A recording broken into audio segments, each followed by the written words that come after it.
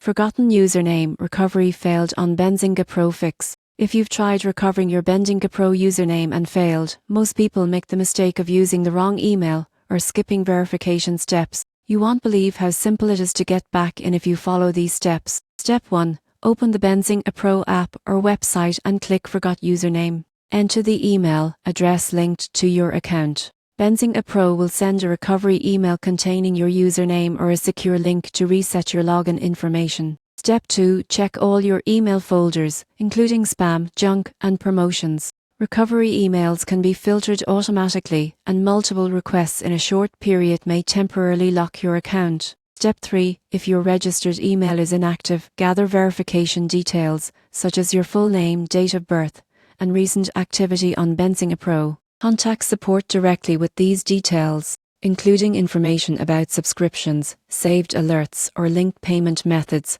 can help speed up verification. Step 4. Once your username is recovered, store it securely in a password manager. Enable two-factor authentication to add an extra layer of security and avoid future login issues. By following these steps, you can regain access to your Benzinga Pro account efficiently while keeping your market data and trading alerts safe. Proper verification and credential management are crucial for uninterrupted access.